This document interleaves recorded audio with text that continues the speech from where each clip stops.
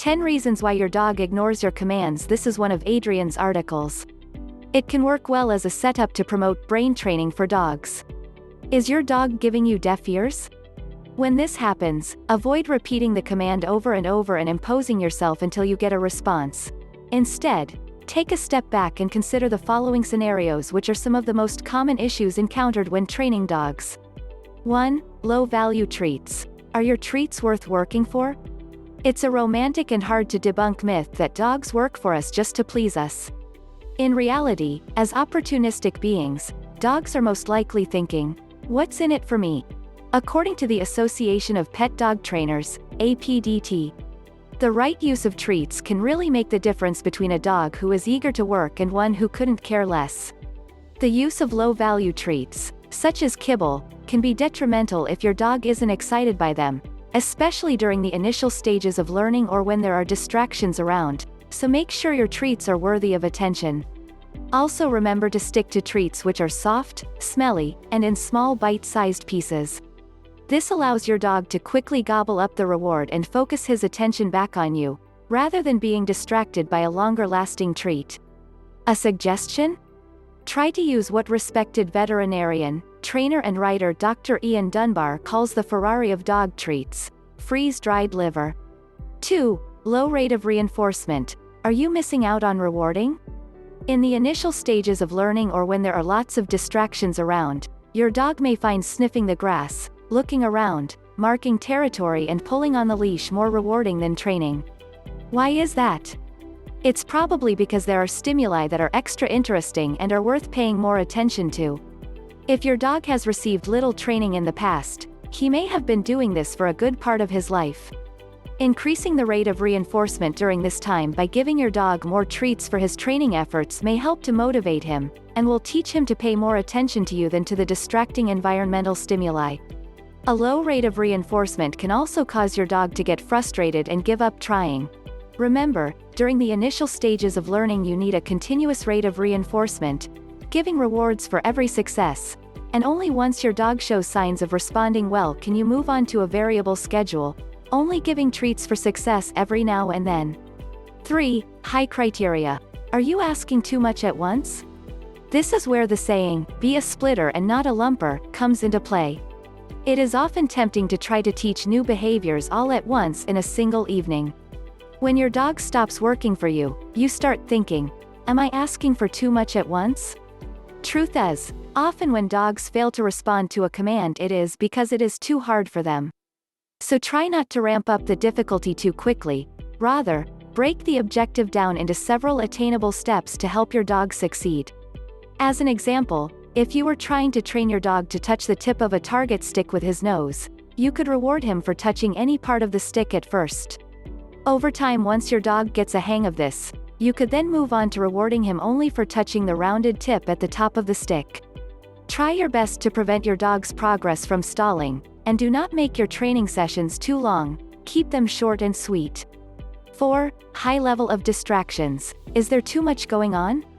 Dogs learn best when there are little to no distractions around, so be sure to start your training sessions in a quiet room where there is not much going on. Once your dog is able to perform the behavior in the quiet room, build from there and gradually start asking your dog to perform the behavior in a noisier room. Then, progress to the yard, a busy street, the dog park and so forth. If you start on a busy street or at the dog park right away, your dog may not respond because you have not yet built a foundation for the behavior. 5. Lack of training. Has your dog ever been trained before? If the handler has a history of being inconsistent and not following through with the dog, there's a chance the dog may have learned he could get away from certain behaviors and has learned to ignore the handler. Dogs who have never been trained and have been allowed to do as they please for a good part of their lives often find the initial stages of learning difficult, since the concept is entirely new to them.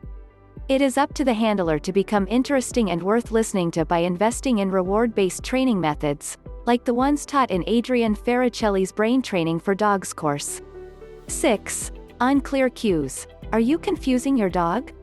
Dogs thrive on consistency, so make sure you always use the same command cue and that all other people training the dog are on the same page. If you ask for a command and your dog just stares at you, consider if that command has a history of being used consistently. In classes, it is not uncommon to encounter a family where the wife uses come to call the dog. The husband uses the dog's name, and the kids just say, here. Don't ask for behaviors in multiple ways, and make sure your body language is congruent with the verbal command. Dogs find body language more salient than verbal cues.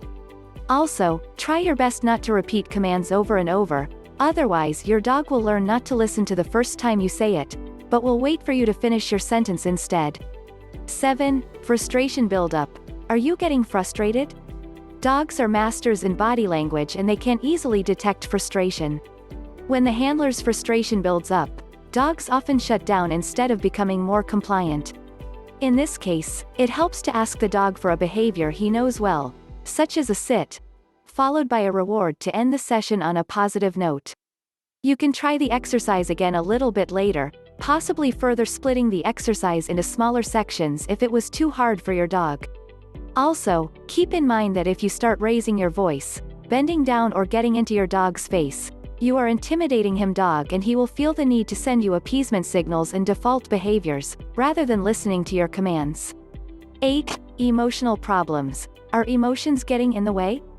If a dog is fearful, anxious or nervous, his emotional state may interfere with training. This is because the dog is often in a fight or flight state which affects his cognitive function, impairing his ability to learn. In such a case, you may need to work in areas where your dog is less likely to be frightened and then gradually introduce more and more stimuli in a way which does not cause him to react. As an example, if your dog was frightened of thunder, instead of immediately exposing him to recordings of thunderstorms on full volume, you should first play them at a very low volume, where he acknowledges the sound but does not become scared. After rewarding your dog while the sound is played, you would, over time and numerous training sessions, increase the volume at which you play the recording. This process is known as desensitization and is a common technique used in dog training. 9. Health considerations. Is your dog in pain or uncomfortable? If your dog ignores you, he may be feeling unwell or uncomfortable. If your dog has always been obedient and is now slacking off, it is best to have your veterinarian rule out any medical problems. Sloppy sits or a reluctance to lay down may be indicative of orthopedic problems. Aside from medical problems, some dogs may not like to be trained on certain surfaces, or perhaps the weather is too hot, too windy or too cold. There are a multitude of possibilities. Often, a distracted dog may simply need to relieve himself or get a drink of water. Consider how well you could perform in an exam if you were busting to use the bathroom. 10. Are you forgetting to brain train your dog?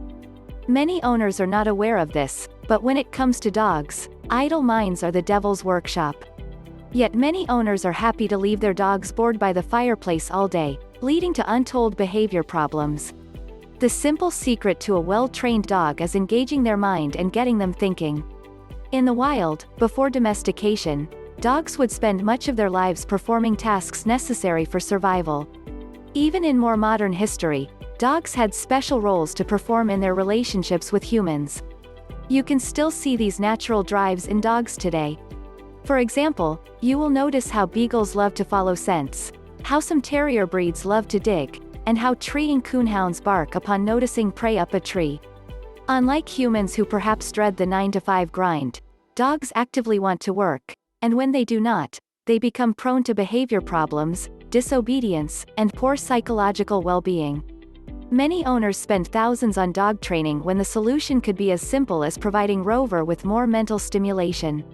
Fortunately, brain training for dogs offers a solution to this problem.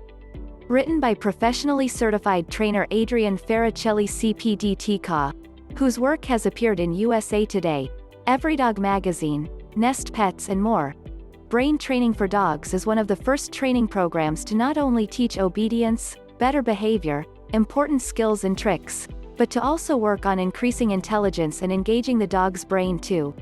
Through 21 fun and simple games, the novel and scientifically proven methods taught by Adrian are sure to improve the lives of both you and your dog. By the end of Brain Training for Dogs, your dog will be able to tidy up his toys, play the piano, yes, really, and identify his toys by name, all while being a better behaved and more obedient dog. As seen, there are many reasons why your dog may not be listening to you.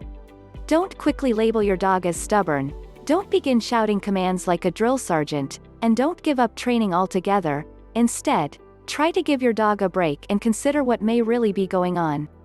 A better understanding of how dogs learn should pave the path to better training. Hope this helps.